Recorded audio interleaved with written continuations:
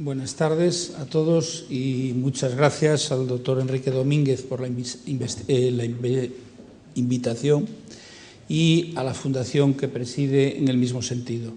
Y después también reseñar que me siento un poco agobiado por la presentación, por cuanto, pues bueno, algunas cosas son ciertas, otras casi lo pondremos en mito, la unidad de reproducción asistida del CHUS, que si no le falta algo de pintura, le falta un filtro y esperemos que efectivamente antes de que empiece el verano estemos en verdadera actividad.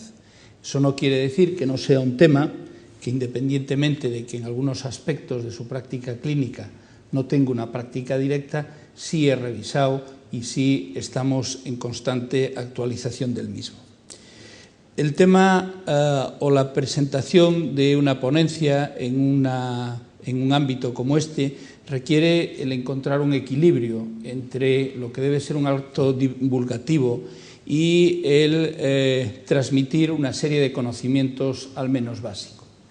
Y yo me sentiría muy satisfecho si el resumen fuera que ustedes tuvieran una idea clara de lo que se puede hacer en reproducción, que es casi todo.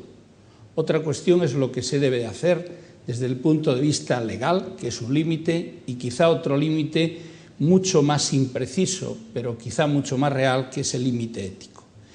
Y sin más, comenzamos y vamos a tratar de seguir ese esquema en la exposición, hablar de aquellos conceptos básicos en reproducción asistida, la importancia sanitaria que tiene o deja de tener el problema, lo veremos, las técnicas de reproducción asistida de que disponemos, el entorno legal en el que nos movemos y qué es la realidad y qué son una serie de creencias o de afirmaciones que probablemente se hacen con una cierta gratuidad y que metemos en ese epíteto de los mitos. Conceptos básicos. Esterilidad es la imposibilidad para lograr un embarazo e infertilidad la imposibilidad para conseguirlo. Son dos términos similares, pero no exactamente concurrentes y desde el punto de vista, sobre todo del tratamiento, van a tener un enfoque completamente distinto. La reproducción fisiológica es aparentemente muy sencilla. Se necesita una pareja heterosexual, no para la reproducción asistida, sí para la reproducción natural. Tienen que darse la unión de unos gametos que lo van a hacer a nivel de la trompa, el óvulo y el espermatozoide que asciende a través de la misma, una implantación a nivel de la pared uterina, un desarrollo del embrión y el nacimiento. Es decir, eso es lo que es la reproducción fisiológica que todos conocemos y veremos que la vamos a alterar desde el principio hasta el fin cuando hablamos de técnicas de reproducción asistida. Cuando hablamos de reproducción asistida, muchos autores se fijan o la determinan únicamente en este aspecto, técnicas de reproducción que implican el manejo de gametos o embriones, pero en realidad yo creo que es más exacto este conjunto de técnicas que tratan de resolver algún problema de esterilidad, por cuanto, aunque no son muchas, no son la mayoría, pero veremos alguna, como es la inducción de la ovulación, que no llega a esa manipulación directa, entendiendo como tal el contacto directo entre el profesional médico o biólogo y el gameto. Importancia sanitaria del problema. Si estamos hablando de un problema de reproducción, evidentemente, desde el punto de vista de repercusión, la mayoría o la más importante sería aquella que limitase la natalidad. Eso no es cierto. Es decir, la natalidad crece a nivel mundial, parece que se está estabilizando, pero lo que es la población mundial sigue creciendo. La despoblación no es tal. Estos cartogramas son muy demostrativos y demuestran un mundo hecho, en este caso, en función de lo que vive en cada sitio, del número de habitantes. Es decir, hay una distorsión importante en el mismo, pero la globalidad es creciente. Problema demográfico, probablemente puntuales en unos países, pero son problemas que son completamente opuestos si los vemos en esta zona del mundo o si los vemos en esta de aquí. En uno es el envejecimiento, en otro una población juvenil explosiva. Por ello, yo creo que el problema de la reproducción es fundamentalmente un problema de personas. Es decir, es tratar de resolver la situación de una pareja o un individuo, porque en el momento actual nuestra legislación así lo permite, que tiene un deseo genésico. Que, vuelvo a insistir, no es un problema sanitario o no lo podríamos considerar como tal en el sentido de repercusión global, pero sí, desde ese punto personal, creo que es enormemente trascendente. Tiene una importancia sanitaria, es decir, afecta al 15% de las parejas. Por definición, como dice Sperov, entre el 15 y el 20% de las parejas no habrán concebido al cabo de un año, año y medio, dependiendo del parámetro que utilicemos, y por tanto entrarían dentro de la calificación médica de pareja o individuo con un problema de esterilidad. Evidentemente, en ese gran saco va a haber simplemente retrasos en la fertilidad o su fertilidad y problemas trascendentes y graves. La incidencia es creciente en los países desarrollados. Se cree que fundamentalmente por dos problemas. Uno, o mejor dicho, tres. Uno, que es el retraso en la edad de la primera gestación y todo el entorno social en el que eso se da. Y en segundo lugar, quizá por un incremento en determinadas enfermedades de transmisión sexual que pueden conllevar una alteración en la vía genital. También hay algunos factores en relación con lo que entenderíamos como mundo desarrollado, como son determinados hábitos de vida y alimentarios que producen, o que se está viendo, que producen una deficiencia en el desarrollo de los gametos, espermatozoides, está perfectamente estudiado. Y otro dato importante son los altos costos que tiene el tratamiento, y eso sí tiene importancia sanitaria. Y tiene altos costos psicológicos, tanto para la pareja que no logra el embarazo, como para aquella pareja que se introduce en las técnicas de reproducción y lo alcance o no, va a suponer una situación, un tiempo de estrés enorme, agudo, que durante mucho tiempo hizo y sigue siendo recomendable que estas unidades de reproducción asistida tengan apoyo psicológico para el manejo de estos pacientes. Y desde luego los costos económicos de los procedimientos, que a medida que aumentamos la eficacia, generalmente unido también a un aumento en la complejidad, los costos se incrementan. Técnicas de reproducción asistida, como ven ustedes, hay un montón: inducción de la ovulación, inseminación conyugal, fertilización in vitro, GIFT, Gametan Intrafallopian Transfer, lo que es la microinyección, el diagnóstico preimplantacional, el screening preimplantacional, la clonación. Lo pongo en esta otra columna, no porque sean más complejos o diferentes, sino porque estos otros tienen otras connotaciones. Entra al menos un tercer elemento en liza.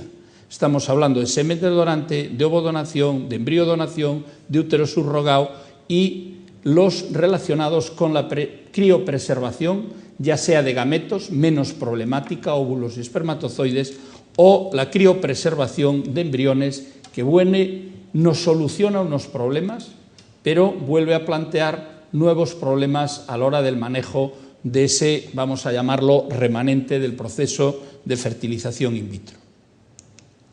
La inducción de la ovulación, vamos a hacer un pequeño repaso por ellos, consiste en la administración de sustancias que favorecen la ovulación. Este es el desarrollo normal de un óvulo fisiológico.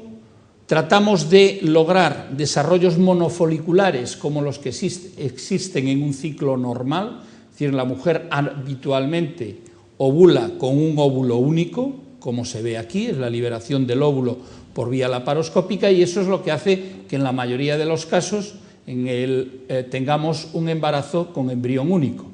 Si hay multiovulación, como en este caso, véanse el número de folículos, podemos ir hacia embarazos múltiples.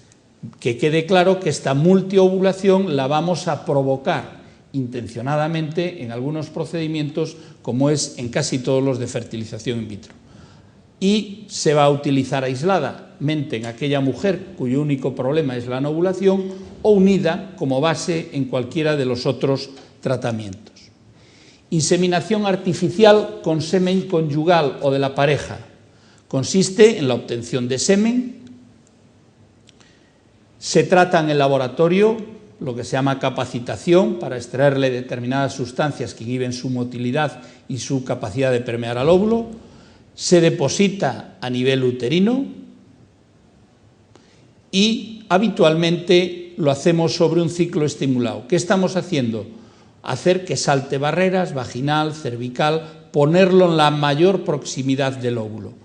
Tenemos que llegar a esto, que es la penetración del espermatozoide sobre la corteza, sobre la membrana ovular, y aquí vean que habitualmente lo hacemos sobre un ciclo inducido, pero en este caso, a diferencia del que veíamos antes, estamos ya en el límite de hacerla o no hacerla. Tenemos 3 óvulos, una vez que nosotros colocamos el semen aquí, los espermios, no sabemos si van a fertilizar 1, 2, 3 o los que hubiera. Ese es evidentemente la gran problemática de esta técnica y que tiene que tener las trompas permeables. La fertilización in vitro, quizá el más llamativo, el más conocido, el más revolucionario. Habitualmente se hace sobre un ciclo inducido, es decir, va a haber más de un folículo para poder recuperar más óvulos. Los primeros intentos que se hicieron hace ya 32 años, es decir, no estamos hablando de una técnica novedosa, hace 32 años, se hicieron sobre ciclo espontáneo que dificultaba mucho la realización.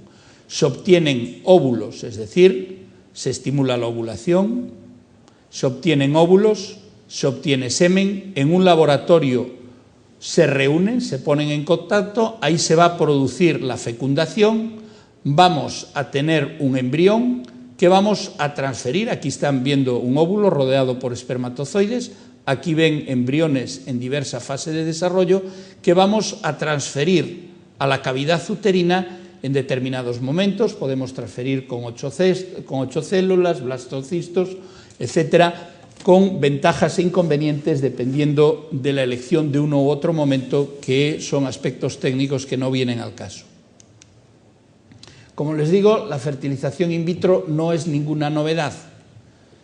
Fue novedad en 1978, salió en todas las revistas, y aquí están Edward y Steptoe, que fueron los Steptoe el clínico, era un laparoscopista, y Edwards un biólogo. Los dos desarrollaron la técnica, y vuelvo a insistir que no es una cuestión novedosa. Aquí tenemos ya a la tercera generación. Y esto le llevó a que le dieran el premio Nobel en el 2010. Una cosa rara, 32 años después de hacer el descubrimiento. ¿Y por qué? Porque volvemos a entrar en el mundo del conflicto ético, religioso, legal, etcétera.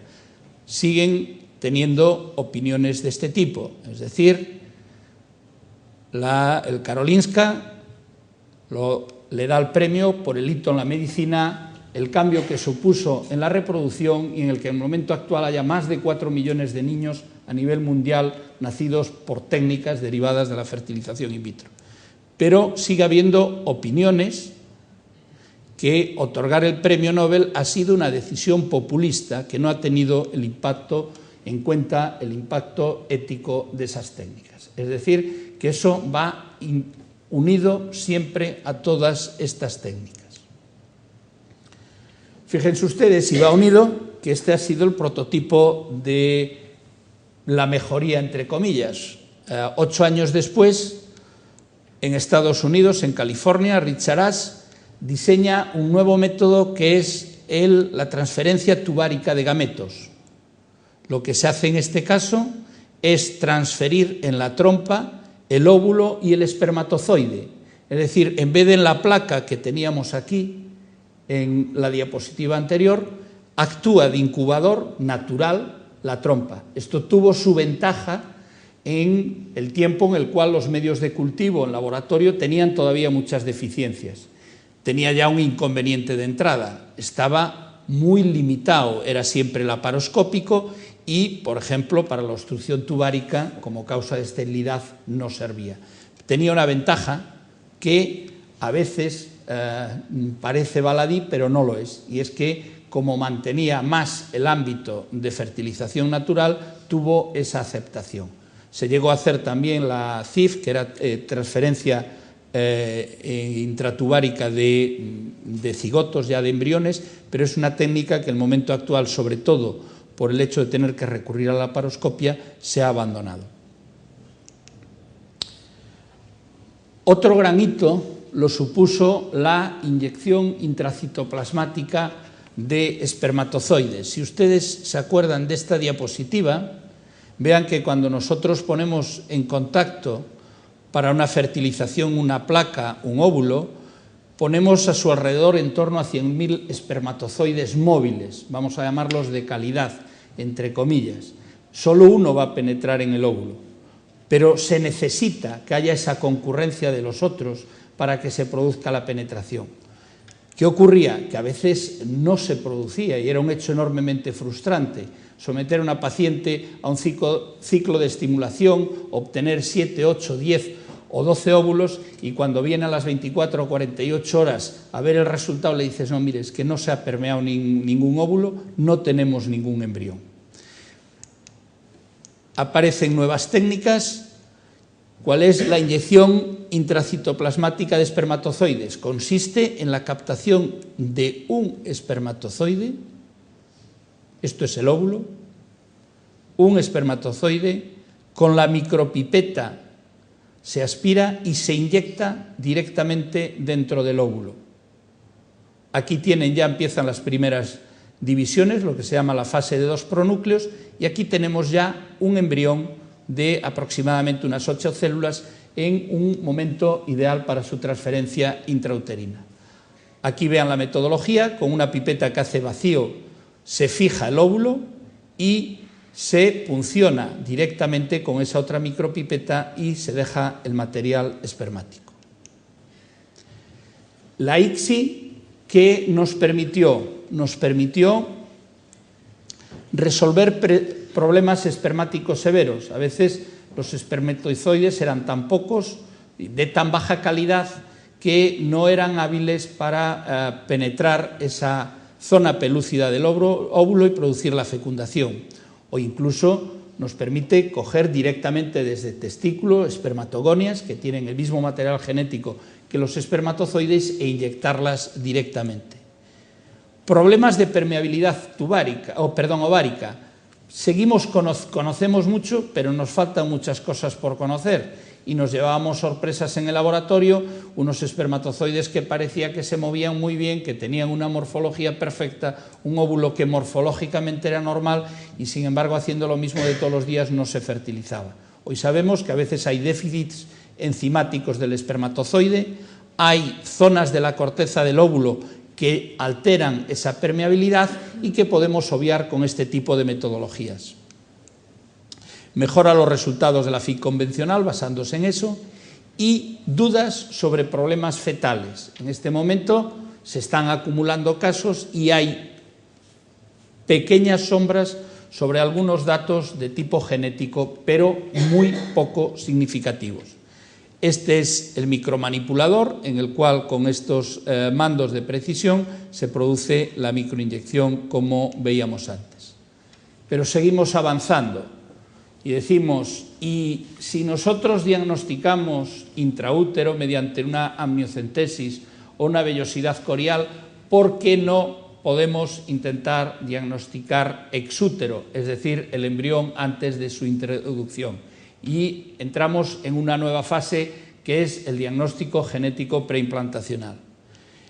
El diagnóstico genético preimplantacional consiste, fíjense ustedes, esquemáticamente tenemos ya el embrión en su fase de mórula con más de 8 células, perforamos esa membrana, esto lo tenemos que hacer o con actividad enzimática o con un láser, y aspiramos literalmente una o dos células, no más, que es mucho. Estamos hablando de embrión de 8 células, estamos quitando entre el 20% de su masa. Y procederemos al análisis genético o molecular de esas células para aquellas alteraciones, ya sean cromosomopatías o ya sean enfermedades monosómicas hereditarias. El objetivo es la transferencia libres del problema a estudio, es decir, si nosotros tenemos una cohorte de 8 o 10 embriones que hemos biopsiado, evidentemente es un traumatismo para ellos y algunos no van a seguir adelante, pero aquellos que sabemos que no tienen ese problema que estamos estudiando serán los que haremos la transmisión intraútero de los mismos. El DGP trata, por tanto, de evitar el nacimiento de un niño con la patología estudio, mejora la tasa de implantación, porque sabemos que una de las causas de baja tasa de implantación y de aborto precoz son anomalías cromosómicas, entre otras, que podemos estudiar en el DGP. Si implantamos embriones sin esa cromosomopatía, debería de aumentar la tasa de implantación y los resultados. Pero no hemos de olvidar que todo hay que pagar por ello, y es una lesión embrionaria. Los datos que se están acumulando no hay problemas, pero necesitamos tiempo. Aumenta la complejidad de la técnica. Hay un problema que es importante, que es la premura en el resultado. Yo estoy biopsiando un embrión en el tercer día y no puedo retrasar la implantación más de 2 días. Tengo que tener el resultado en 48 horas o hacer un paso intermedio. Congelo y después aquellos que no tienen la enfermedad descongelo y transfiero. La verdad es que los estamos convirtiendo en unos auténticos supervivientes. Le quitamos un trozo, los congelamos, los descongelamos y le pedimos que se implanten y salgan adelante, pero lo hacen. Todavía nos complicamos más y ya no es que busquemos enfermedades. Hay quien dice, bueno, ¿por qué le voy a hacer una biopsia corial o una amniocentesis para diagnosticar una cromosomopatía? Hagámosle el screening ya al embrión. Búsqueda de riesgo, no busca enfermedad. Se está aplicando en este momento a cromosomopatías con indicaciones, sobre todo la que está reconocida es si hay cromosomopatía en los padres, si no su utilidad es dudosa. Tiene los mismos riesgos que el diagnóstico preimplantacional, mejora las tasas de implantación porque no transfieres embriones que tienen cromosomopatía, no evita el diagnóstico prenatal, porque hay un problema que conocíamos pero que ahora se nos plantea aquí más, que es el mosaicismo.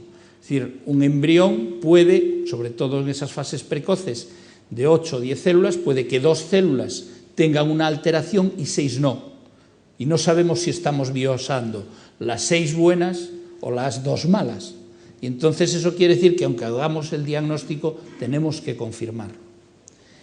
Y la efectividad, sobre todo con niño sano en casa, no está demostrada en el momento actual. Ahora hay un nuevo kit que en vez de estudiar 4 cromosomas, estudia 15 en una única célula y se empieza a decir que puede haber buenos resultados, pero no está demostrado en este momento.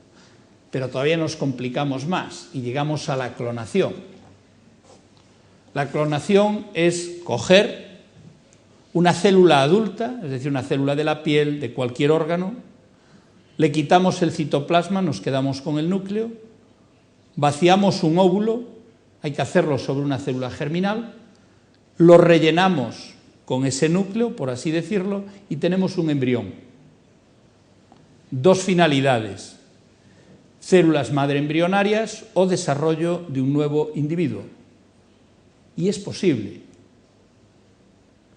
La oveja Dolly ya lleva muchos años en el mercado y hoy se hace clonación animal de forma, yo no diría masiva, pero significativa. Como dicen aquí, los pobres espermatozoides los vamos a dejar sin trabajo porque no hacen falta. Es coger una célula adulta y un ovocito y tendremos un nuevo embrión, pero ahí está. Y esto que lo veíamos como muy lejano, no lo es tanto.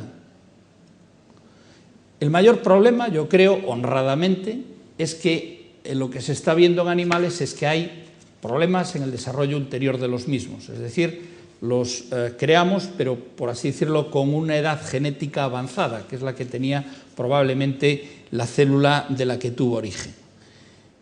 Como todo pasa en este mundo no admitido en humanos, le pueden ustedes poner interrogaciones. Ya hay publicaciones, no en una revista cualquiera, de un grupo coreano, hubo sus problemas con él, si hubo falseamiento en los resultados, etcétera, pero eso quiere decir que ahí está.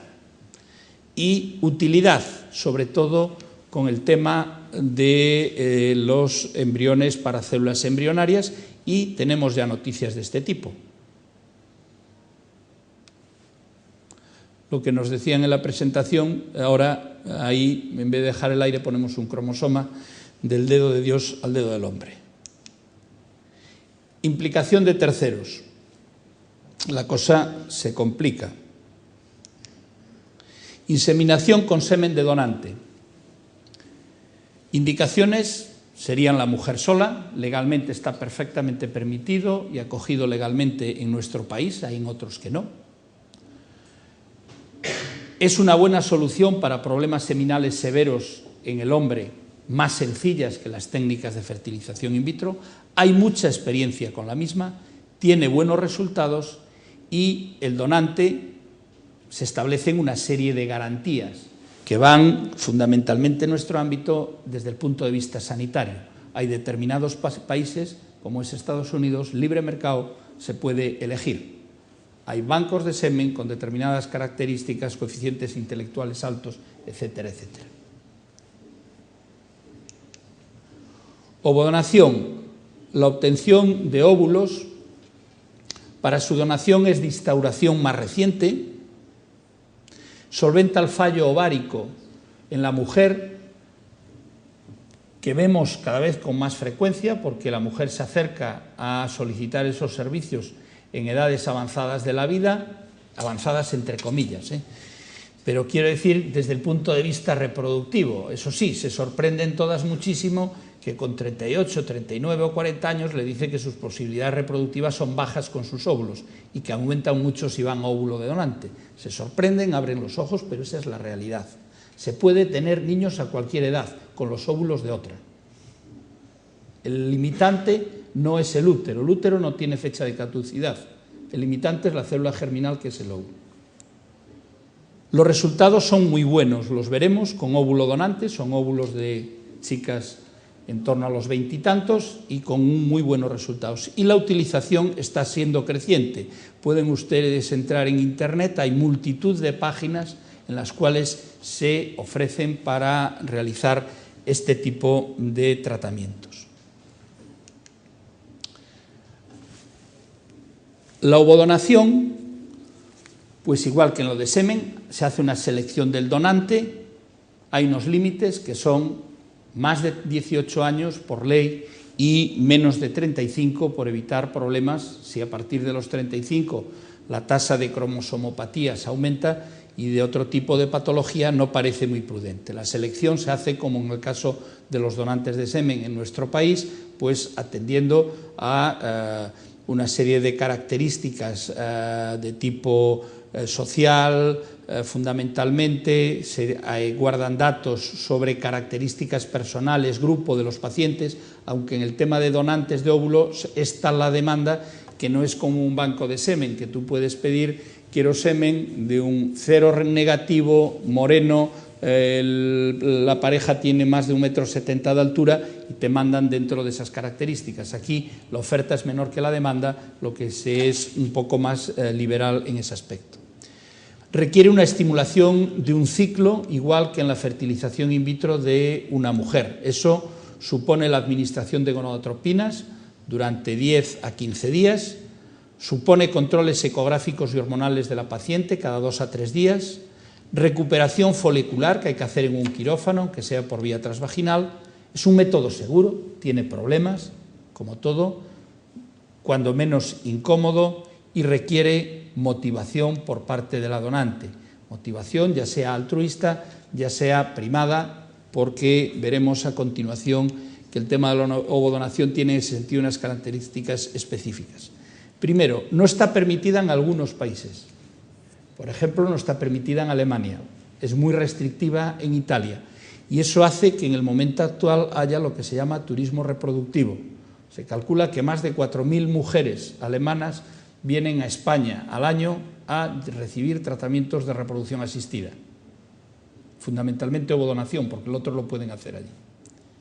Hay una alta demanda, porque el problema que decimos de la edad no es exclusivo de España. Somos campeones, pero no somos los únicos. A veces tenemos problemas de aceptabilidad por la receptora. A las mujeres les cuesta mucho el que le digas, mire, pero los datos es lo que habla. Es decir, usted tiene 40 años, con sus ovocitos vamos a tener una tasa de éxitos en torno a un 20%, si nos vamos a un óvulo donado vamos a un 58%. Usted decide, sobre todo cuando estamos en ámbitos de práctica privada con costos adicionales, es un elemento importante. Y hay un elemento que es imprescindible, yo creo, para que funcione, pero que hace que se ensucie el tema. Es decir, yo creo que en estos momentos, junto con la de semen, debemos ser especiales, son las dos únicas donaciones que no son absolutamente altruistas.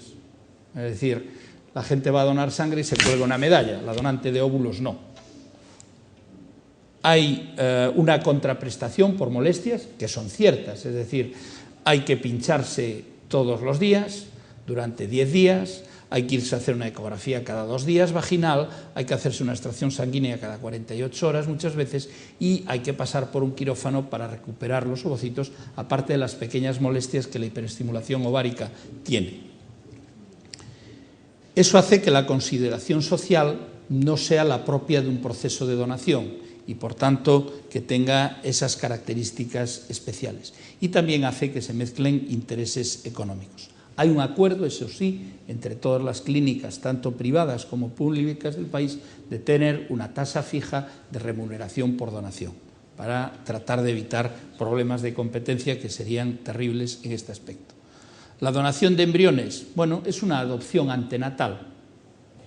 Es decir, estamos adoptando un niño en vez de en el momento +1, en el momento -9. Se utiliza fundamentalmente, por lo menos en nuestro medio, a partir de remanentes de FIP y supone un gran alivio, porque eso sí está perfectamente estudiado. Aquellos padres que van a un proceso de FIP, a lo mejor tienen 10 embriones, le transfieren 2, embaraza de los 2, gemelar, ¿y qué hago yo con los 10 que tengo congelados?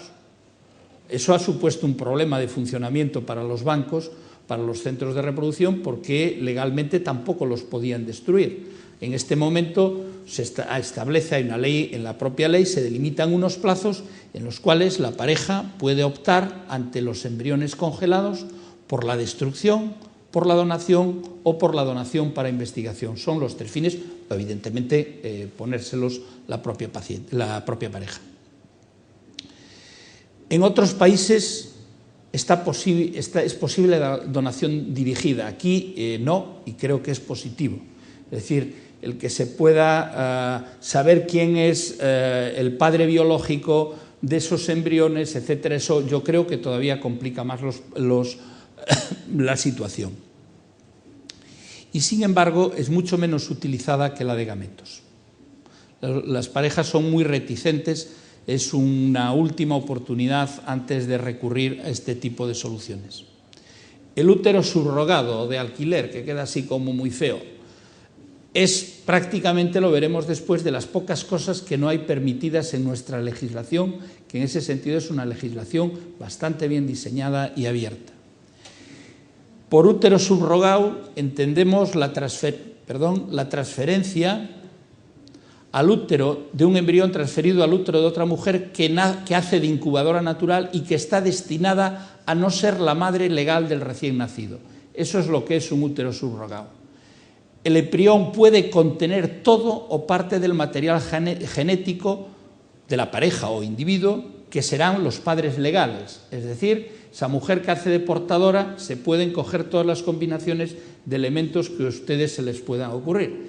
Puede ser semen del que va a ser el padre legal y el óvulo de esa donadora, o un óvulo de una donante anónima, o puede ser el óvulo de la mujer. Como ocurre casi siempre en esto, podría desde mi punto de vista ser la solución a casos muy puntuales. En nuestra legislación no hay excepciones, no está admitido. Evidentemente, este caso yo creo que casi nadie tendría dudas. Solventar el problema reproductivo en una mujer con histerectomía, que a lo mejor además tiene sus ovarios. Si una mujer tiene un cáncer de cuello, se le hace una histerectomía, se conserva ovarios, es un tumor que aparece en edades relativamente jóvenes y esa paciente quiere tener un hijo. Tiene además, sería su propio hijo con su carga genética y de su pareja. Lo que necesita es que nosotros en el laboratorio lo podemos tener 5 días, no 280. Necesita algún sitio donde estar 280. Yo creo que ahí no habría dudas. Y es la vía por la que en estos momentos en este país hay una presión para legalizarlo. El problema es que estas vías, al abrirlas, a veces después es muy difícil trazar barreras. Y también podría ser una solución embarazos de altísimo riesgo. Es decir, nosotros como obstetras, cuando nos llega por la puerta una paciente con un trasplante hepático o con un trasplante renal embarazada, y cada vez vemos más, porque cada vez son situaciones que se ven más. La verdad es que se ponen los pelos de punta. A lo mejor podría ser una solución para ese tipo de pacientes. Pero después ya entramos, también lo podría ser para parejas homosexuales, libre elección de la pareja individuo, porque ya no es de la pareja, es del individuo. Entonces entramos en un mundo como este que estamos viendo últimamente, en el cual la aceptabilidad yo creo que es prácticamente nula. Los problemas éticos y legales, dependiendo de los países, el ético es igual para cualquier país, pero legal sí los puede haber. Es decir, entramos en una situación en la cual se dan desde personas con homosexualidad reconocida que deciden tener un hijo, suponemos que con material genético la mitad de ellos, o aquí que ya no sabemos si hay un problema de este tipo o simplemente es que yo no quiero llevar un niño encima durante 9 meses, que tengo mucho que hacer. Criopreservación. La criopreservación puede ser de gametos, espermatozoides y óvulos. La de espermatozoides ya es una técnica muy antigua, con mucha experiencia. La de óvulos plantea problemas, todavía no está muy afinada la técnica, está empezando a haber buenos resultados.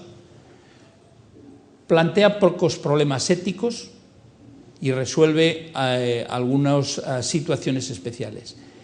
Embriones, tejido gonadal, se está empezando a hacer, es de tipo experimental, y de embriones que plantea problemas, ya digo, resuelve situaciones, pero también nos da nuevos problemas. La criopreservación, evidentemente, es ideal para evitar daños en situaciones como pueden ser enfermedades o tratamientos puntuales que exponen, ya sea el semen, el ovario, a un producto tóxico que lo puede hacer inservible. En ese caso, parece perfectamente justificado el recurrir a ellos. Y los remanentes de FIP, como les decía antes, embriones que están ahí congelados, porque si no, la otra cuestión que hacemos, no le podemos transferir a una señora 10 embriones, peor todavía.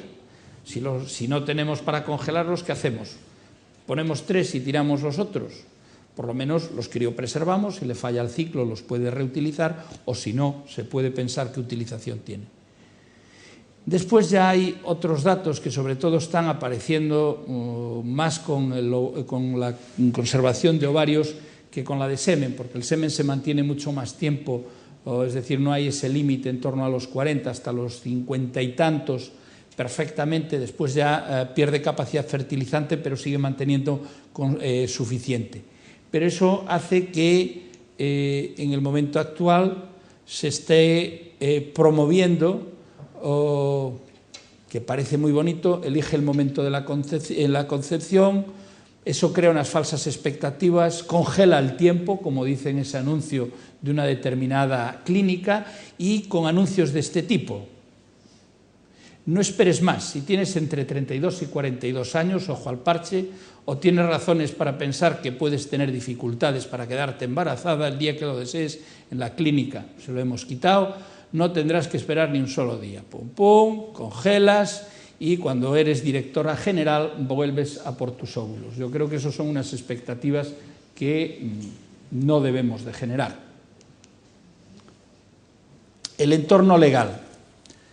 La ley española de reproducción asistida, como les decía, y sobre todo señalarle otro hecho, que es la disparidad internacional, que hace que lo que es posible en un país no lo sea en otro, y eso crea multitud de problemas, desplazamientos, lo que se llama turismo reproductivo, como les decía antes, Alemania, España, Canadá, Estados Unidos, Canadá, Sudamérica. Es decir, ahora Sudamérica no se va solo a hacer cirugía plástica, sino también cirugía reproductiva, menores costos y legalidad inexistente o más lasa. Y hay otro tema que tiene muy preocupadas a determinadas autoridades sanitarias de los países emisores, porque los canadienses, las señoras se van a embarazar a Estados Unidos, donde no hay límite de transferencia de óvulos, pueden transferir hasta 5 óvulos, con lo cual la tasa de multiplicidad aumenta, pero después quien atiende los partos prematuros y los partos múltiples son los canadienses, que tienen sanidad pública. La ley de reproducción humana asistida es una ley, como les digo, amplia. Hubo un rifirrafe, esta es la última, la del 2007, esperemos que con nuevo cambio de gobierno no tengamos nuevo cambio, porque las otras veces es como la ley de universidad, cambia cada gobierno, pero en el momento actual es una ley que es amplia, permite todas estas técnicas, la inseminación, la ovodonación, la congelación de embriones, el diagnóstico, el screening, los tratamientos en familias monoparentales, es decir, no tienen por qué ser homosexuales, con una persona tiene derecho al acceso a la reproducción, homosexuales, la selección de histocompatibilidad, lo que se llama el bebé medicamento, está permitido, es muy restrictivo, pero está permitido, y la experimentación con embriones remanentes de FIP. Está prohibido la selección de sexo si no es por motivos médicos, que por ejemplo en Bélgica la pueden hacer. El útero subrogado en ninguna situación. El donante conocido en ninguna permitido, ni con semen, ni con óvulo, ni con embriones, puede haber relación directa entre los receptores y los donantes del material biológico. Y la clonación, que también está prohibida. La edad. Pues ahí ven casos muy conocidos. Este es el primero, Iliescu, 62 años, el caso español y esto el caso indio. Lo que les decía del problema personal, es un sitio pobre, pero esta señora es una fertilización in vitro con unos trillizos. La edad del padre también tiene algo que decir, pero menos importante. La edad sí importa. Se puede ser madre a cualquier edad. No hay límite legal superior. Digo superior porque inferior sí lo hay los 18 años. Las técnicas de reproducción asistida no son practicables por debajo de 18 años. Ni la recuperación de ovocitos, ni por así decirlo, los tratamientos proactivos. Pero no hay un límite legal superior en nuestra legislación. Sorprendentemente, sí existe límite para adopción de recién nacidos, que son 40 años de diferencia en edad entre el niño adoptado y la pareja receptora. La mayoría de las clínicas se han autoimpuesto, y pongo la mayoría, porque no todas, un límite que son los 50 años, sin que haya ninguna razón especial. En la medicina pública, en este momento, en toda España, uniformemente, se ha puesto como límite para técnicas de reproducción asistida 40 años. No es un límite arbitrario, solo teníamos una referencia legal, que era esta, y después tenemos otra referencia, que son los resultados. Uniendo las dos cosas y demanda, se ha adoptado ese término. La tasa de embarazos disminuye con la edad. Este es otro dato que hemos de tener claro. Y las complicaciones aumentan. La fertilidad, da igual que sea espontánea, que sea a través de fertilización in vitro disminuye drásticamente con la edad, sobre todo a partir de los 35. Y con la edad los problemas fetales aumentan con la edad del óvulo, que quizá estaría mejor puesto, más preciso, los embrionarios, cromosomopatías, malformaciones, etc. Las complicaciones maternas aumentan con la edad de la madre y el útero efectivamente no tiene fecha de caducidad. Iliescu eran 62 años, ¿verdad? Igual 62 que 65, en lo que sabemos el receptáculo, primándolo con estrógenos durante los meses suficientes, recibe perfectamente el embrión. La edad del óvulo sí, es uno de los factores más importantes en los resultados de fertilización in vitro. Aquí vean, esta es de una clínica, no son resultados globales, lo cual hace que haya variabilidad, pero fíjense que la columna mejor es la de óvulo donantes, que llegan casi a un 60% de resultados. Edad cronológica, edad biológica. Esto es una disquisición que a veces se plantea por el hecho de tratar de mantener una diferencia y explicar por qué hacemos procesos de reproducción en determinadas edades. Evidentemente, en este momento no es lo mismo una mujer de 50 años hoy que hace 100 años, porque hace 100 años la vida media de las mujeres eran 53 años y ahora son 83. Evidentemente hay cambios, pero la calidad de los ovocitos, la señora puede tener la piel muy bien, puede tener 22 cirugías plásticas o sin ellas, tener la piel muy bien, pero los ovocitos, su calidad desciende drásticamente con la edad cronológica, el resto son inventos. No tenemos ningún medio para ralentizar el envejecimiento ovárico. Tenemos la criopreservación de óvulos, que yo ya digo que electiva me parece, pues bueno, aparte que los resultados en este momento no son todos los buenos que deberían de ser. Este es también el anuncio de otra clínica que en este momento no es ni una, ni dos, ni tres, sino que ya se está promoviendo eso. Es decir, cuando ya veíais 32, a los 32 sala, todos a preservar ovario. Preservar ovario quiere decir ciclo de estimulación, etcétera, punción, lo mismo que en la donante. Pero también hay complicaciones. Las fetales están en relación con el óvulo y con la edad de la portadora, es decir, son dobles. Las malformaciones con la edad del óvulo, pero hay determinadas complicaciones como la prematuridad, la preeclampsia, etcétera, que están en relación con la edad de la portadora. Y las maternas están evidentemente en relación con la edad de la embarazada. Hay en este momento una alerta de que está aumentando la morbimortalidad en madres, que es enormemente baja y tiene que haber mucho acúmulo de casos para que sea significativo, y en relación con el incremento de la edad media de las mujeres pariendo. Es decir, las complicaciones que tenemos con mujeres de 40 años, 40 y tantos, muchas veces con miomas, hemorragias, etcétera, pues son mayores. Los resultados. Aquí es otro tema que hay que mirar con lupa. Es decir, cuando una paciente va a reproducción asistida, le van a dar una tasa. Y la tasa es una fracción entre un numerador y un denominador, que yo los puedo mover como quiero. A las parejas, el que le interesa es este numerador, que es el niño en casa, y este denominador, que son ellos, la pareja. No le interesa el número de ciclos, el número de embarazos bioquímicos, el número de embarazos ecográficos, que muchas veces se falsean y se dicen tasa de embarazos. No, tasa de embarazos no, tasa de niño en casa. Porque si la señora se embaraza y aborta, pues otro disgusto más. Y cuando vamos a esas tasas de embarazos, es lo que les decía, podemos utilizar estos numeradores y estos denominadores. Los que nos interesa es número recién nacidos en casa por pareja tratada, no por tasa de recuperación ovular, por transferencia, etc.